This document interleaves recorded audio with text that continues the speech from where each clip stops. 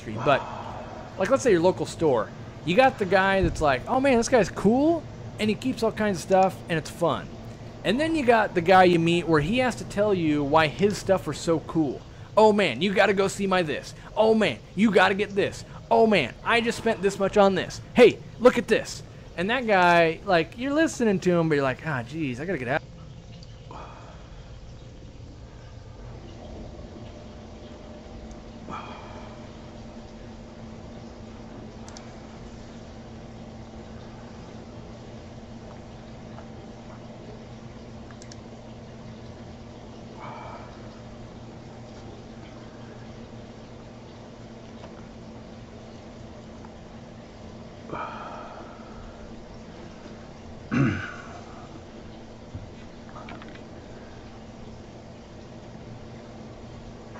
Hey Big East, how you doing, man? How's everybody on this rainy here Saturday?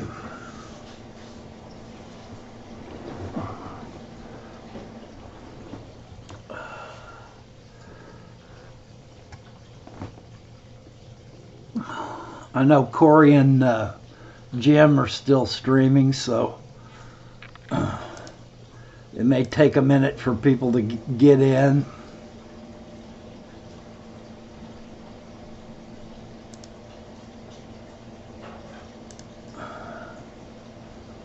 I don't really have any axe to grind today. I haven't put up my regular Friday video yet. I got rained out of what I wanted to do.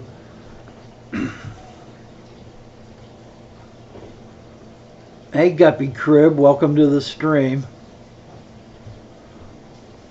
Is the audio okay?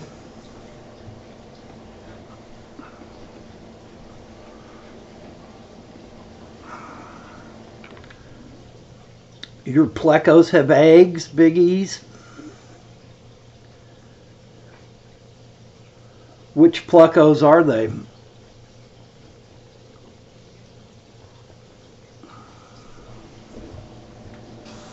Thanks, Guppy Crib.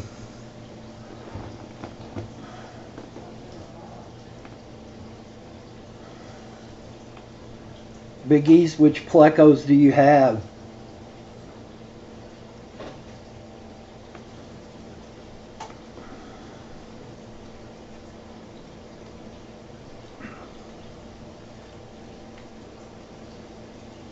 Oh, bristlenose.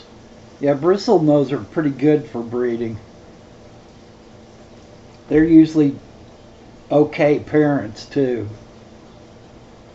But congrats.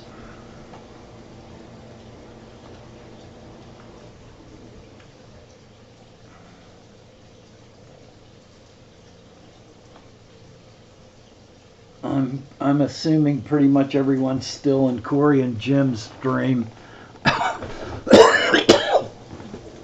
I don't really know how long they're going to run, but I'm just going to go ahead and keep hanging in on my 4 o'clock spot. It's 4 o'clock my time.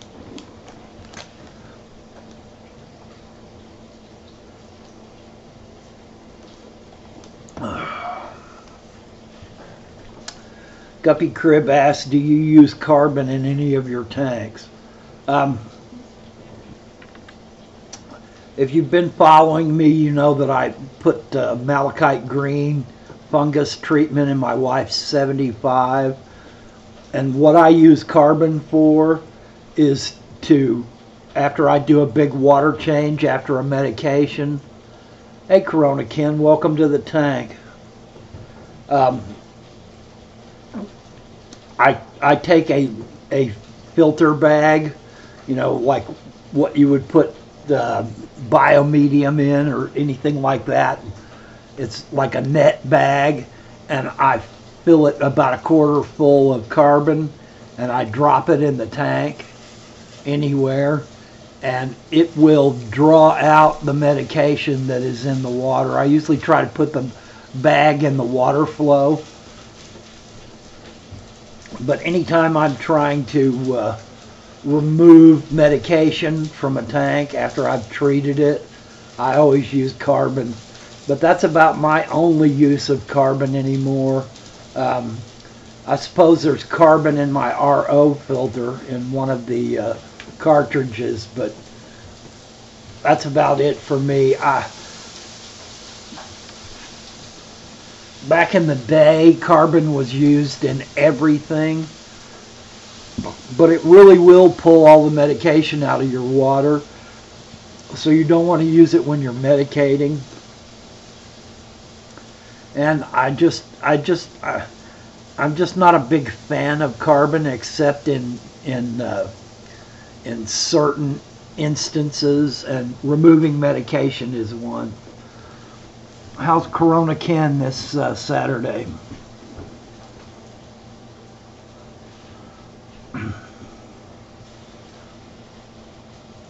I don't really have a axe to grind today. Yeah, Corona says he doesn't use carbon at all, haven't since the 70s, and yeah, that's pretty much how I run too, Ken, because it's one of those things that has uses, but the uses are so fleeting, in the sense that if you put a cartridge in a hang-on back filter or a canister filter, within about 3 or 4 days, the usefulness of it is probably going to be gone, because it's just really not going to, it's going to absorb all that it can, and then basically it's going to be done. I mean, you can leave it in as a, really tiny biomedium to let bacteria grow on, but carbon will eventually start letting go of the stuff. Yeah, it's been really cold and wet here too, Ken. I'm in southern Indiana, and it got cold enough for my heater to come on last night. So yeah, it's starting to feel like winter around here. I enjoy cooler temperatures when it's like in the fall, and I don't have to sweat whatever I'm doing, because it's not so blisteringly hot out there. But I'm not a big fan of dead of winter cold. I'd a lot rather be too hot than too cold. So cold and wet makes for a pretty cool stretch. My background, I'm running a little bit of the piece that I did for my elderly fish keeper, Beaton. I ran that in high speed, but this is just the stretched out version of it.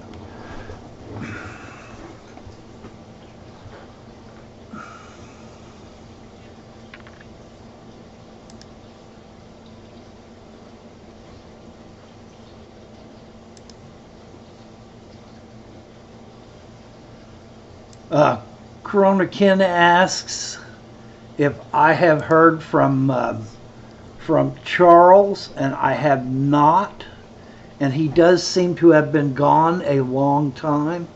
I agree with that statement. I'm not sure what's going on with him. I know that he probably went home. He probably went home from his internship in, where was he, Delaware or something? Hey, Kevin Keener. Hey, Richard Huff. Hey, David McMeany. And Russell Teeter. Zelda is a boy, and you play him according to the Master of Doom. That sounds like a gaming thing. I cut my teeth on Zelda way back in the day. I burnt many an hour playing Zelda games. Um, I'm afraid that Charles has probably gone home and then gotten enmeshed in doing stuff in his tanks. I know he had a bunch of discus coming in, and then probably has turned around and had to go back to school again. You know, his internship kind of cut his summer short, and who knows, there may be some real life issue going on. I just really don't know. So I think we're just going to have to give Charles the benefit of the doubt and wait till perhaps he gets back to school again. Hey, Michael, how's it going, man?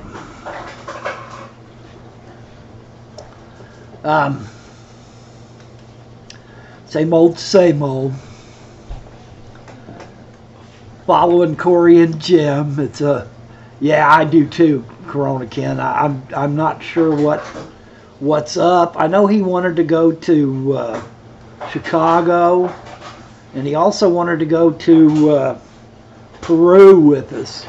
But I think money's kind of an issue for Charles because he's going to school. Really, Michael? Ken, why did Ken get his pennies in a wad? I had not heard that, or seen it, or experienced it, so that's news to me. He usually seems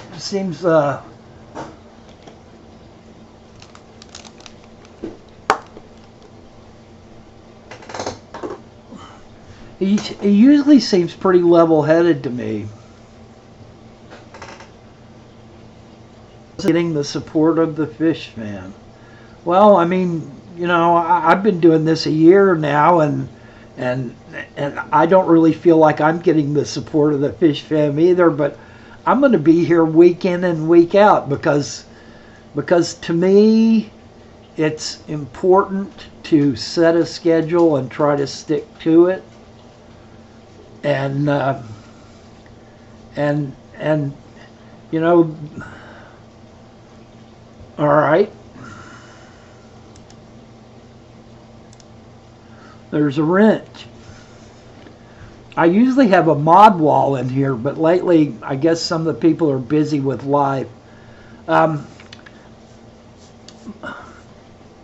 There's an old Buddhist saying that the preparation for giving a talk on some subject is its own reward, and it does not matter if anyone shows up to witness that talk or to learn what it is that you're trying to teach, that just by having done the effort, by doing the work to prepare and to show up to give that is its own reward. And I'm a strong believer in that. I believe that trying to teach is not about how many people listen, nor about how many people even learn something. It's about you doing the effort and the preparation to enable yourself to be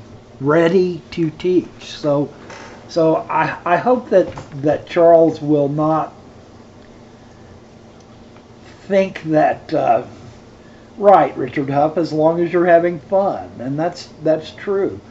I hope Charles will reconsider and recognize that that people on YouTube have lives, they have issues.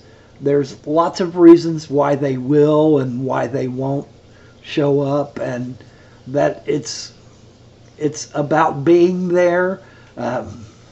One of my good buddies is trying to help me learn how to take pictures and video well, and he says it's about being there for the shot. You have to show up. You have to be in the place at the right time to take that picture. You know, so I think a lot of YouTube is about being there. It's about showing up. So I hope Charles will recognize that. I really like Charles's methodology in his talks. He's very no nonsense. Girls could be a complete issue right there. That's all you would have to say is girls and everything. I can understand everything now. I mean, I myself, get to points and places where I feel like that I need to not be so ego connected to YouTube, that I need to let that part of it go, that I need to not be self-grasping in the sense of, ooh, I want to be a star or anything like that. Yeah, Richard, you're right. Not everyone can be there all the time. And even for me, I'm sure there's going to come times when I'm out of town or when I'm doing something else, or life, puts me in the hospital or something like that. There's going to be times when I can't be there either. Corona Ken says, more Molly babies last night. Need a $1 per gallon sale. Lucas was saying on his stream last night that Pet Supply Plus is having their $1 per gallon sale. So if you can find a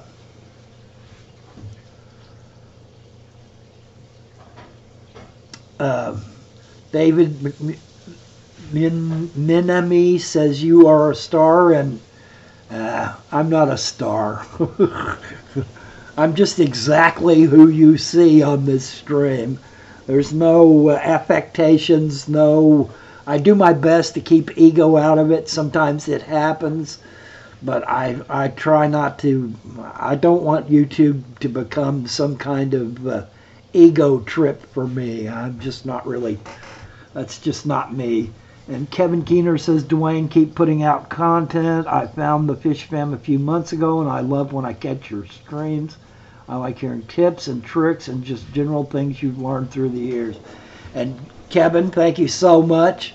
That's exactly what you're going to get from me, is rants and rambles, and if you're sharp enough to catch some of the tips and tricks that I've learned over the years, then that's a great thing. I do my best to put them out there. I do my best to repeat things that I think that need to sink in for, hobbyists that are new to the game. I'm going to do my best to give you some content. Andy Lee says, hello from UK. Been decorating my living room recently and got new flooring down today. So I'm off out tomorrow to my live fish store to order a new, slightly bigger tank to replace my old 100-liter 3-foot. Wow, that sounds exciting, Andy, and congrats on getting your living room squared away. New flooring is always a pain in the butt. I've done it for a living lots of times, so congrats on that, and also congrats on your new tank. What do you think you're going to put in it? David says, good enough for me, and thank you, sir. And Richard says, Dwayne is just down to earth, and yeah, that's pretty much me. Corona Ken says, Dwayne, do you use plant ferts besides fish poop and whatever food doesn't get eaten? Yes and no. I use Corey's Easy Green, but mainly it's for my wife's tanks. I have always had a very brown thumb, and I've never been very good at keeping plants alive. I think it's got more to do with the types of fish that I usually try to keep, like my, now I will back that up and say that in my shrimp tank, all the different mosses I've collected over the years have grown out of control. I've got mosses like crazy in my shrimp tank, and they're doing just fine, but I remineralize RO water and then supplement it with my tap water at times. And so that water's got a lot of minerals in it. But my 110-gallon tank, the tank you see here, about the only thing that's really growing very well in it is that Java moss that you see on the left-hand side of the right-hand side of the screen. I've never been a good hand at plants. I seem to be able to do moss really well though, and that's a new thing for me. So I'm enjoying the moss in my shrimp tank. My wife is a botanist by degree and also a gardener, a master gardener here in Indiana, and she can grow stuff like crazy. So her tank is just chock full of plants. The plants in her tanks just grow like weeds. Andy says, cheers, I'll be moving my rummy nose and dwarf neo rainbows into it.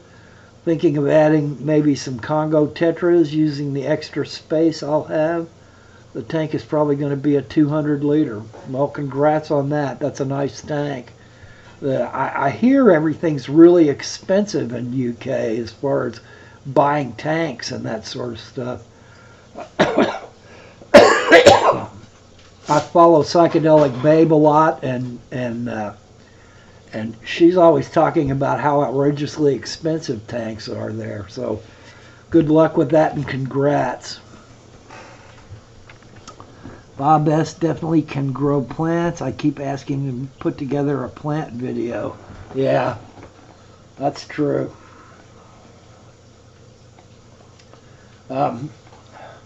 My issue with my plants in my 110 is that I'm using so much RO water in the tank that it will pretty much kill Anubis, because these fish from South American rivers, they run a much lower pH and a much almost non-existent TDS in their native tanks. And basically my 110 is a breeding tank for my L260s. Not that I've had any success with it yet, but my understanding from all of the experts that I have followed and spoken to, and the people that sold me the L260 plecos on Aquabid, is that as long as you keep your TDS in the 200 to 300 range, that they will still do okay. So I basically put a lot of RO water in that tank, and I put a lot of my tap water in it as well. But what that does is there's not as many ferts and minerals in that tank for the plants to draw from as there should be, and so I have great difficulty keeping plants alive. They'll do fine for a while, and then they just go downhill. But I've also been dealing with nitrate issues in that tank, and because of that, I've just had a hard time putting ferts in the tank, because a lot of ferts have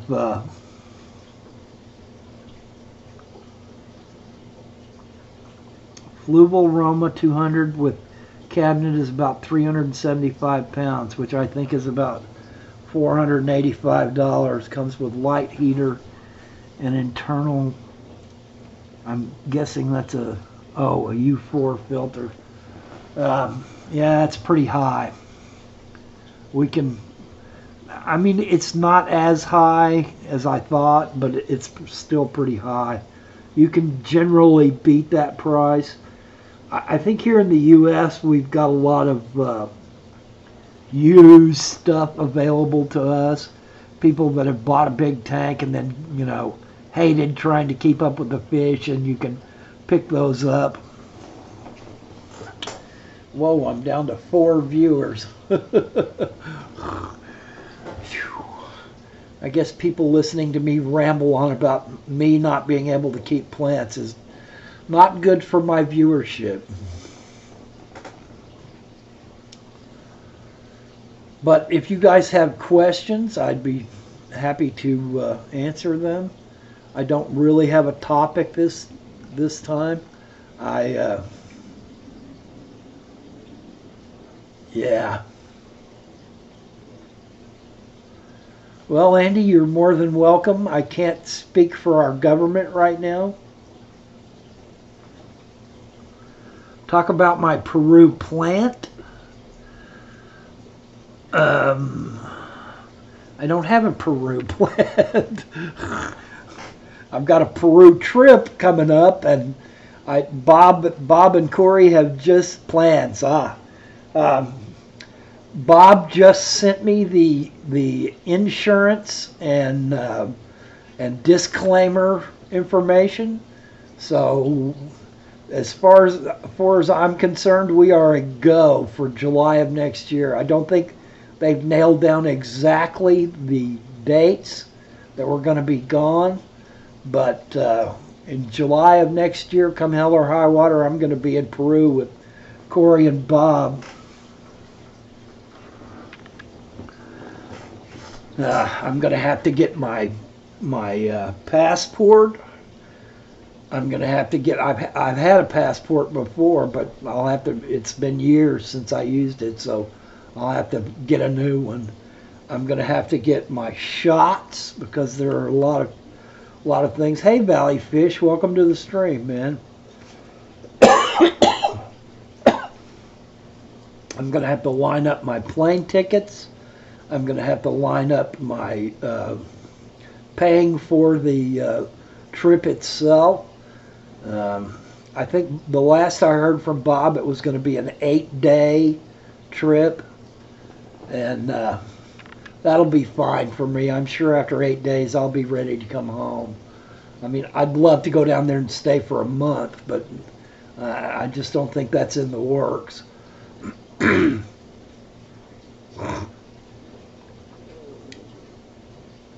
Yeah, I'm pretty sure I'm probably going to have to bring my birth certificate and everything else. Hey, Laura, welcome from the stream. Welcome to the stream. Yeah, I figured those guys were going to run over. And last week I tried to go late after them, but I just didn't. I've been pretty much at 4 o'clock all along, so I'm going to 4 o'clock my time. So I'm basically going to stay at 4 o'clock.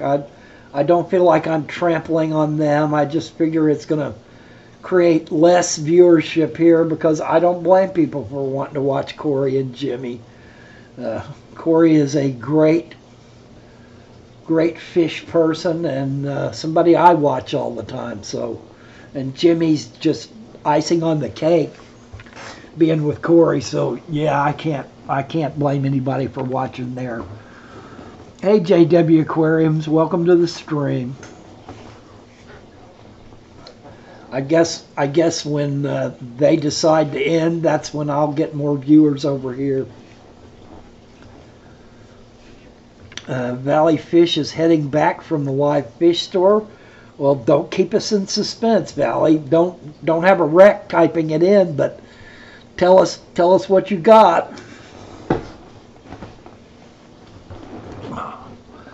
I've been here about, I don't know, I guess it's been 2 or 3 weeks ago. Dr. Forster's had a big sale on, hey LJ Aquatics. Hey Lord Vader. Welcome to the stream. Yeah, this is... and thanks for coming from Corey and Jimmy's stream. I pretty much am in this 4 o'clock slot every Saturday. Hey Chris One, welcome to the stream. Dr. Forster's ran a big sale on some decent heaters about 3 weeks ago, and I knew that as many new tanks as we have added lately, and I've still got a couple of more to go. I knew that we were going to need heaters, so my last purchase was heaters, and I bought them through Dr. Forrester's, not to really give them an ad or anything, but it's just simply where I found the best deal on the best heaters.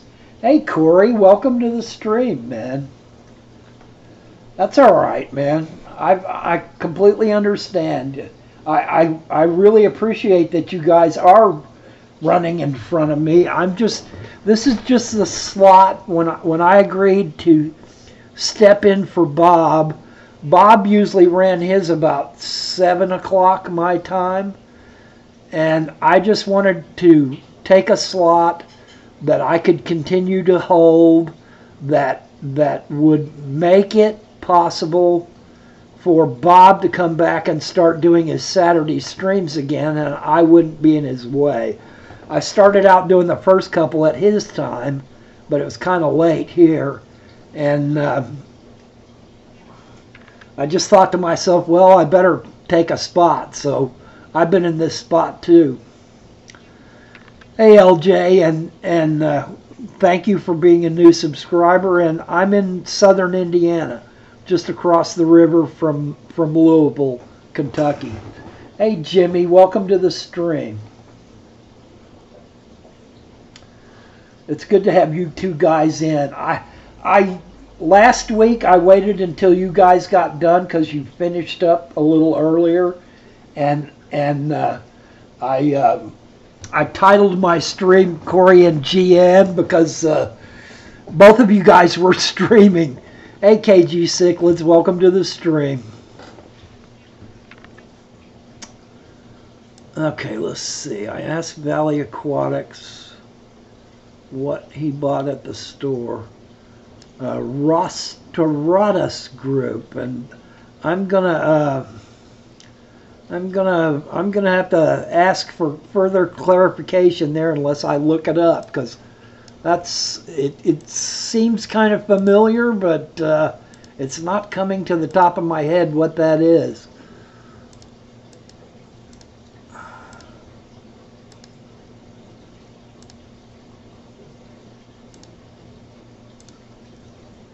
I could probably look it up.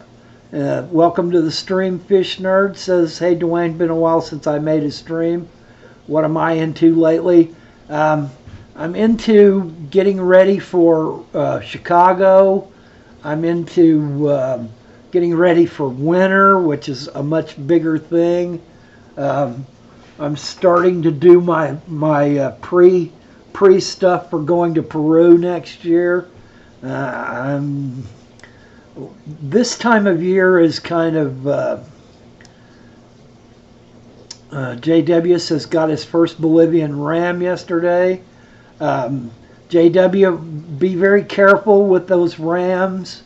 I would suggest watching Corey's last video about the master fish keeper, because he gives some good pointers about why Bolivian rams and other rams die so much, that they've been pushed ahead with hormones.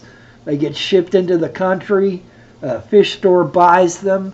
You get them, and a month later they're dead because they've just really been mistreated. So most people's trouble with rams is their source, the source of where they're getting them from. So it's an issue, and rams can be terrifically tough to keep alive.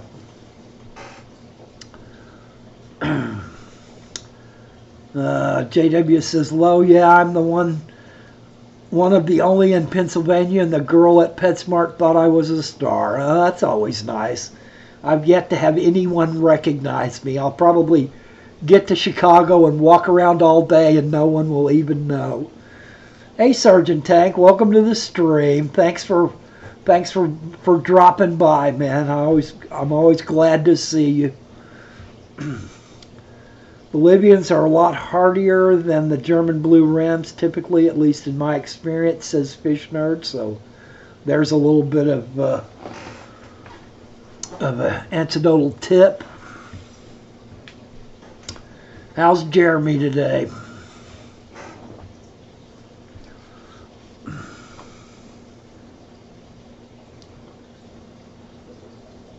Valley Fish says need to look into them. They are the best cichlid. Yeah, I would agree with that. They're one of. JW wants some Mexican crayfish. Other than keeping them as a child and eating them continuously as a New Orleanian or Louisianan for a long time, I've not had much experience keeping crawfish in a tank. Or as we say in Louisiana, mud bugs. Kayla, welcome to the stream. Lord Vader says, what's my favorite part of the hobby?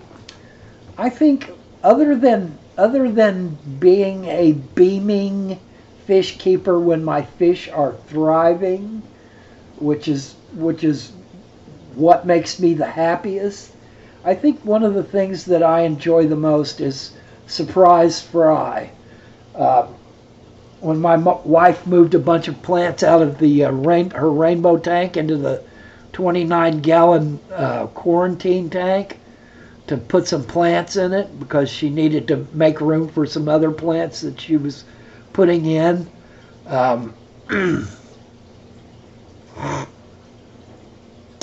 We got a group of baby rainbow fish.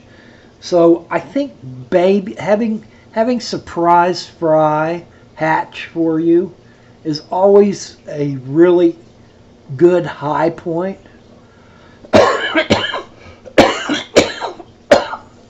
Laura, no, it's not. Laura's asking me, is the tank that had sick rainbow in all settled down again now? It's not. I've been watching it for 2 weeks through the fungus treatment that I gave it, and I see no fungus, but I'm still seeing an occasional internal parasite white poop. It's mixed. It's brown and white mixed together, but I think I'm going to have to put them through another treatment of Prozipro and Icex.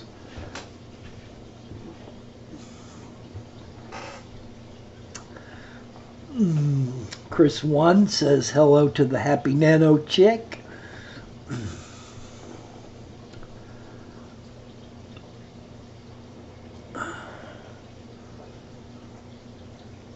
Yeah, unplanned pregnancy has a whole nother connotation to it. That's sometimes that's a rough thing to go through. Unplanned pregnancy. As a male that has experienced that before, you have to balance you have to walk a fine line between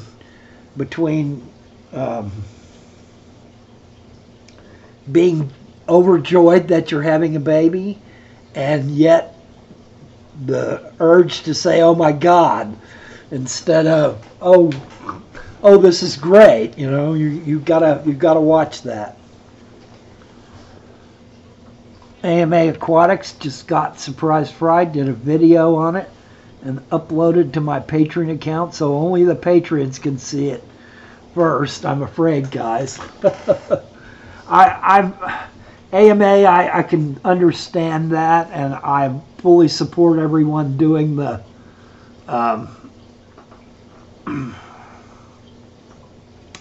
I fully support people doing Patreon and getting money on their chats and monetizing their videos.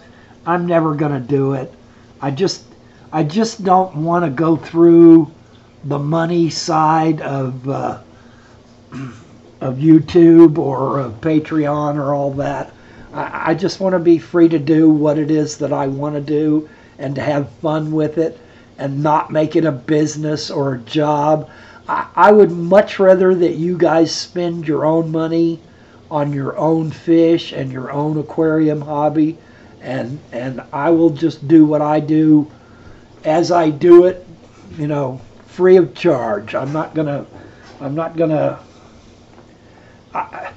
to me, if I put money connected with what it is that I want to do with this YouTube channel, it's just going to skew things, and I really don't want to do that. So you guys, I wish you guys all the best with it, but I'm just going to avoid it entirely. Not as a, looking down my nose at anyone else that does it, because I fully understand running a business, getting money from others to support your hobby. That's all fine with me. It's just, for my state of mind, I would rather avoid it completely. It's why I've not been in a rush to 1,000. It's just, I'm just not, it's just not me. So I'm not going to do it. My experience in life, and I'm 62, so I've been around the block a little bit. My experience of life is, if you make money the most important thing in your life, money becomes the most important thing in your life. And money is not the most important thing in my life. It's an issue that I have to deal with. It's something that I have to work around. It's something that causes me to do some things differently than I would if I had a whole lot of money. But money has never been the most important thing in my life. So I'm not going to hook the potential of YouTube causing me to expand my ego and then add money to that and then try to package that and stand on top of it. I'm just not going to go there. I'm going to try to avoid ego. I'm going to try to avoid money in my YouTube experience. And that makes me happy, so that's what I'm going to do. It's not a slight on anyone. And most people say, as long as you're having fun with it, and I agree with that entirely. So that's basically my thought process with YouTube. I'm here to try to help people with the amount of experience that I've had, and I just want to teach people, every time I see or hear about a new hobbyist buying their first fish tank, I just want to be there and say, whoa, don't do that. Yes, do this like that. Try to help them as much as I can. And that's what my YouTube channel is about. And many of you are either as experienced or more experienced than I am. And that's great. I'll learn from you guys, and we can teach each other. So, well, JW says, no matter how big you get, stay level-headed. It's been a good quote in my life, and I agree with that quote. And it has very much to do with my Buddhist studies. I don't know if you guys realize it or not, but I've studied Buddhism for a long time. So you'll hear Buddhist things come out in my speaking. And Buddhism is about the middle way. Well, that's probably a bad road to go down right now. Don't get too high on yourself when people are praising you, nor get too low on yourself when people are denigrating you. It's not about ego. It's not about anything. You just need to use your own mind to recognize that when everybody's saying you're great, you're really not that great. And when everybody's saying you're terrible, you're really not that terrible either. And just try to keep an even balance when you're going through life. McMurray says, Dwayne, I never promote myself on my YouTube channel. That's why I don't put my face in it. I only give great info. And you do give great info, McMurray. I highly recommend his channel too. But McMurray, I don't want to ever sound like I am in the least bit down on people. Corey is running a business. Dustin is running a business. Rachel is running a business. You know, Corvus has big plans about a lot of things he wants to do, just like Joey did. And Joey raised 70 grand in hours. You know, I am not the least bit down on those guys for doing what it is that they need to do to keep themselves going. So don't take anything that I'm saying as some kind of I'm better than others because I don't want your money. It's not that at all. So I fully support Aquarium Co-op. I fully support Dustin's plants. I fully support H2O's plants. I support all the guys that are in business. Just because they're in business doesn't mean they don't want to grow the hobby as much as I do. So, you know. Right, LJ. Do what makes you happy so long as it isn't at the expense of others. Your rights end where another's nose begins. But I think we need to teach and LJ's asking me what is in the tank in the background. It is a 40-year-old, 30-something-year-old, 110-gallon Oceanic. It has 6 L260 Queen Arabesque Plecos in it. It has 5 Teleocycla monogrammas in it.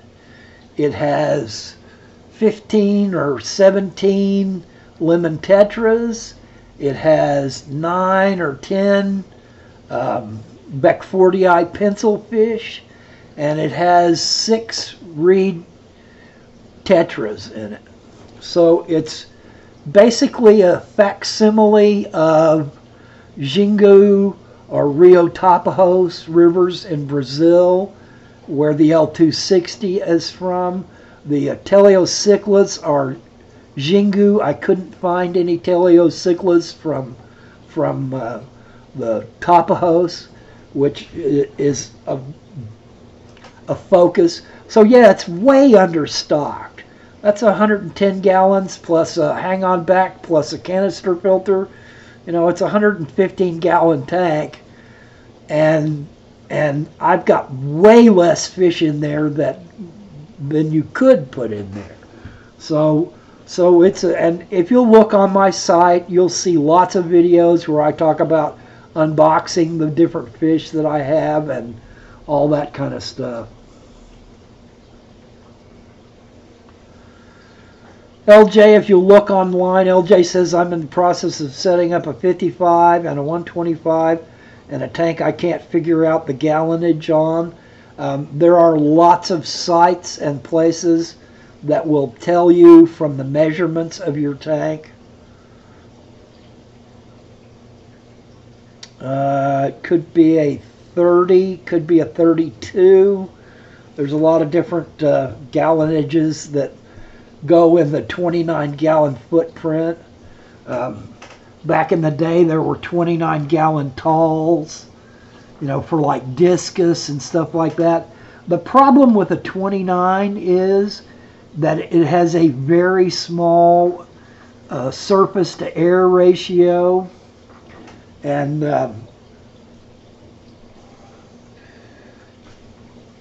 well, you can always take a 5-gallon bucket and fill it up and count how many gallons you put in. The problem with a 29 is that if you overstock it, your fish will have a hard time breathing because it has such a small footprint. Air to water surface area.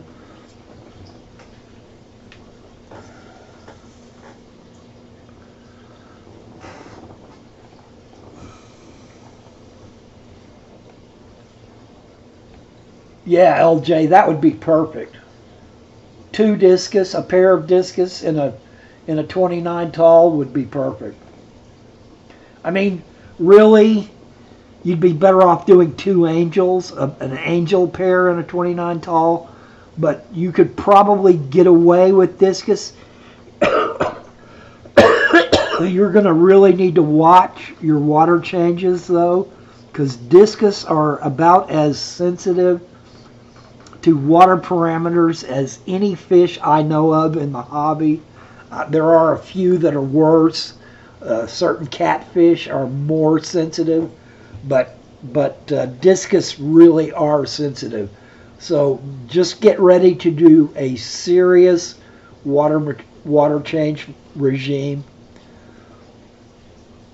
JW says his dream fish is mascara barbs, but no one gets them in on the East Coast. JW, if you will watch Aquabid and Finbids and even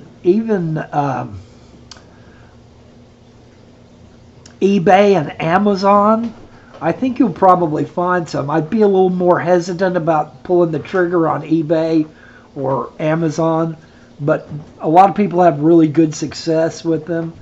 I would also recommend checking out almost every local group and larger national group on the internet has some sort of site, and on that site are message boards where people put fish up for sale, and I would strongly recommend checking out those sites and just type in mascara barb and do a search on Google, and you may find them. They do seem to be a pretty rare fish, and I think a lot of people have trouble breeding them.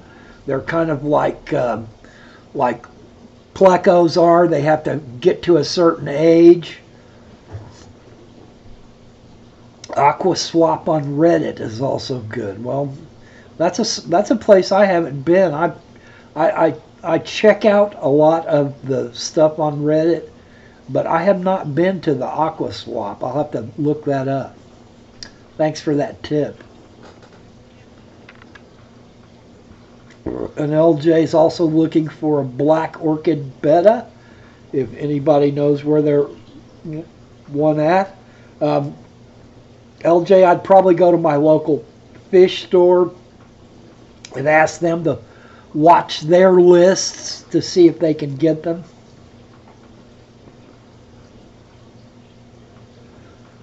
LJ Aquatic says, I'm on Reddit pottery subgroup. Is that pottery or poetry?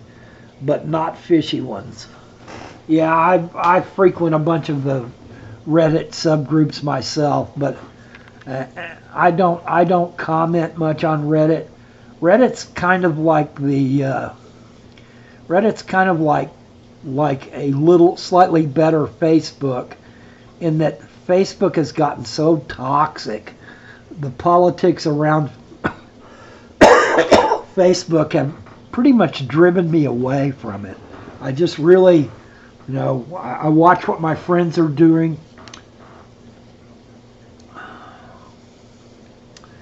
LJ says pottery. I'm a potter, and which reminds me, I've been experimenting with my own ceramic filter media with some great success. LJ, I know that you are new to my channel, but when I first got into this, if you'll look at my my video there and see the caves, that my pleco caves that I've got in there, there's 7 of them, and I made them myself. I went to my local pottery place and did an introductory course. Yeah, Reddit's pretty toxic sometimes too, Lord Vader. I did an introductory course, and it took me an hour to make those 7, and then I got them fired, and they have been just wonderful. And I think my total expense was around $50 clay and time included, so they were pretty cheap. We used an extruder, a 2-inch extruder, which ended up like 1.5 inches, and then I reshaped them. Wow, well, you ought to be in business making pleco caves. But if you'll go to my support your local, which I've not done one of in quite a while. I ran into some local club issues, and it kind of broke me from doing it for a while. The second or third support your local, or maybe it was the first that I did was about making my own pleco caves, and I really found that to be a wonderful thing to do and quite cheap compared to what I could buy online. Dank Tank says, one day I will breed rummy nose that are hardy. How has your latest group been doing, Dank?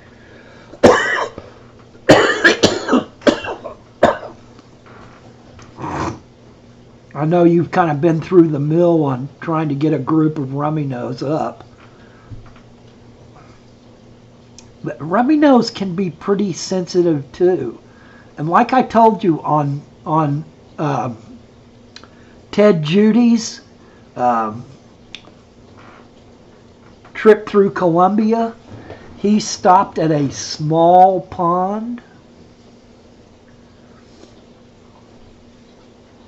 Yeah, or a quarter of the cost.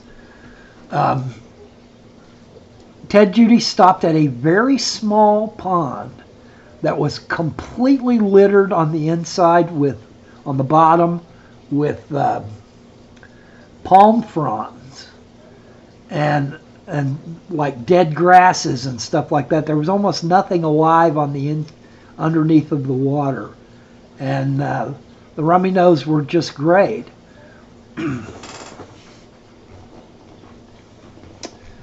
Well, LJ, I wish you all the best with that. I spent some time talking to the guy that owned the kiln and pottery place that I went to about it, and he seemed interested in it too. I told him that if he was good at it, he could probably fund his business with it. If he could turn out really good pleco caves for $5 or $6 a piece, and then charge a couple of bucks shipping, then he could probably make a killing in the fish hobby because of how high everyone else has their prices. Corona Ken says he needs to get ready for dinner. Bon appetit, Ken, and have a good day. Have a good rest of your weekend.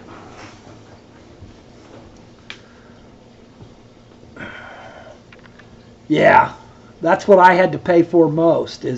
I think he charged me $4 for my clay, and he charged me $7 an hour for my time, and let me use whatever I wanted.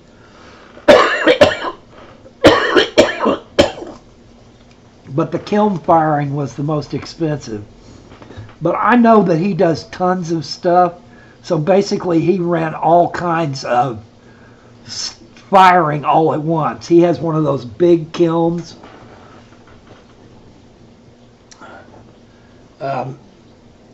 Lord Vader's asking, what plants do you have? I'm not sure if that's to me or someone else.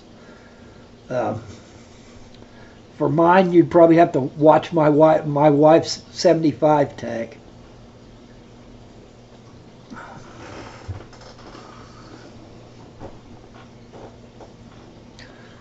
All right, guys, we're winding down here on the hour.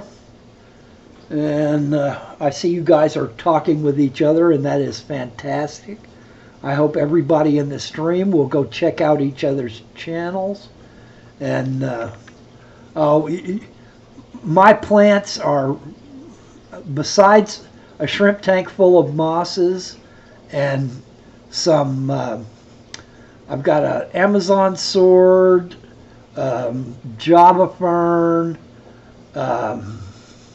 I've got a money bamboo hanging in that tank that you can see at the top on the right hand side. Do not put money bamboo into the water because the leaves will rot and become poisonous. Keep money bamboo or luck bamboo or whatever you want to call it. It's not really bamboo, but it looks just like it.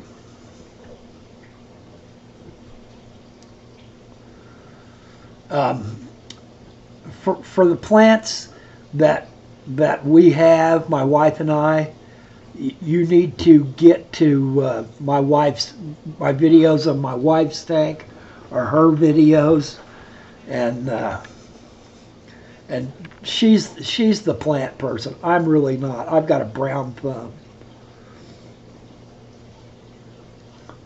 Lord Vader says he's got one video up of his sexy tank. That's a start, man. That's more than a lot of people. Shelly G just joined the stream. Welcome, but you've caught us right at the end here. I usually run about an hour, and I'm a little over that right now. I hope you guys have a great weekend, or if you're in the U.S., a great Labor Day weekend. And I hope that you guys will check each other out. We'll look at channels. We'll make friends. There's nothing in this hobby that helps us more than connecting with other people in the hobby, because they are the kind of people that have similar experience and similar questions and similar learning curves to you and the hobby. And it really is the best way to learn, is by talking to others. I mean, always take what others say. Thanks, Shelly G. Always take what others say as anecdotal information, unless you recognize them as an expert. And go check stuff out yourself. As IFG says, I'm just some stranger on the internet. So always decide for yourself. Go research. Go check out what other people say when they give you anecdotal evidence, and see what others have experienced with that. Lord Vader's watching all the way from Scotland. Have a great day, and thanks all for the stream. Yeah, thanks for coming in from Scotland. All right, guys, I'm out. You guys have a good weekend. Good luck, YouTube.